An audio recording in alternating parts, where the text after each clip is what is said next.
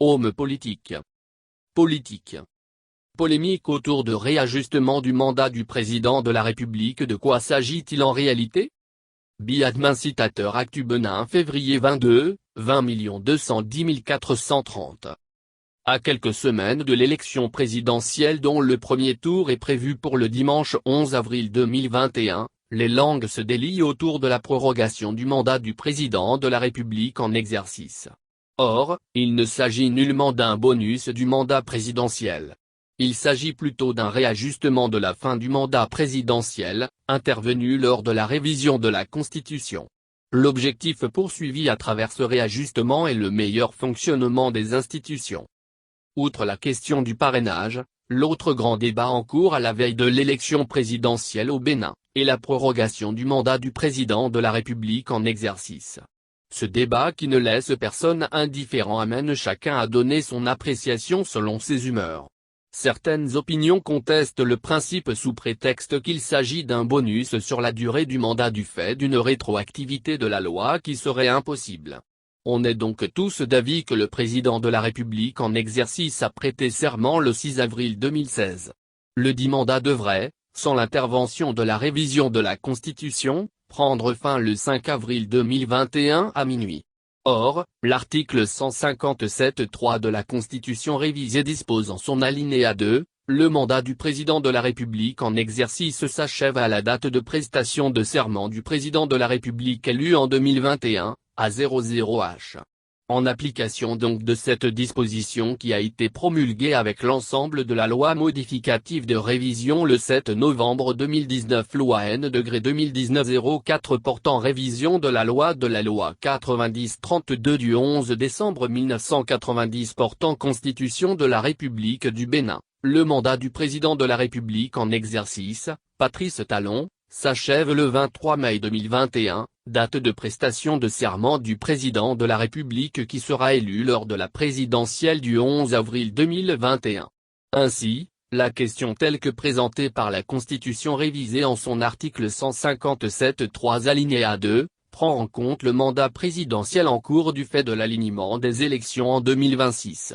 Selon les dispositions de la loi révisée, le nouveau président de la République prend fonction le 4e dimanche du mois de mai. Ce n'est d'ailleurs pas la première fois au Bénin que de fait ou en raison de la loi, le mandat présidentiel a été rallongé. Tout comme en 1991. Alors que l'article 157 de la Constitution du 11 décembre 1990 version initiale, exige que le président de la République entre en fonction le 1er avril 1991 au plus tard, l'on se souvient que le président Nicéphore Soglo ne put prêter serment que le 4 avril 1991. De fait, le mandat du président Mathieu Kérékou aura été prorogé de 3 jours. De même, en 1996, le même président Kérékou a bien prêté serment le 4 avril, mais son serment a été jugé contraire à la Constitution et fut repris le 6 avril. Pendant ce temps, Nicéphore Soglo n'a pas été réinstallé au pouvoir, le pouvoir n'était pas vacant non plus. Le président Kérékou venait ainsi d'avoir encore un bonus de 2 jours. En son article 157 al. 3. La loi 90-32 du 11 décembre 1990 portant Constitution de la République du Bénin dispose également que le Haut Conseil de la République et le gouvernement de transition continueront d'exercer leurs fonctions jusqu'à l'installation des institutions nouvelles. Cette loi n'est pas l'apanage du Bénin. Au Togo par exemple, la loi N-2002-029 du 31 décembre 2002 portant modification des dispositions de la Constitution du 14 octobre 1992 dispose en son article 156 que les membres actuels de la Cour constitutionnelle restent en fonction jusqu'à l'installation des nouveaux membres. La loi constitutionnelle du 15 mai 2019 portant modification de la Constitution dispose également en son article 156 que les membres actuels de la Cour constitutionnelle restent en fonction jusqu'à l'installation des nouveaux membres. Cette solution, courante dans les lois nouvelles quelle que soit leur nature et leur portée, aménage l'effet de la loi révisée à la situation présente. Cet aménagement relève du pouvoir législatif qui dispose, au demeurant, du pouvoir de faire rétroagir les effets de la loi nouvelle, c'est-à-dire de soumettre aux situations passées les effets de la loi nouvelle.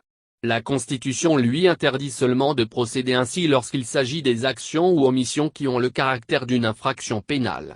Le législateur peut donc rendre rétroactives les dispositions d'une loi, explicitement ou implicitement. Le réajustement de la fin du mandat présidentiel, intervenu lors de la révision de la Constitution, n'avait donc autre objectif que celui du meilleur fonctionnement des institutions.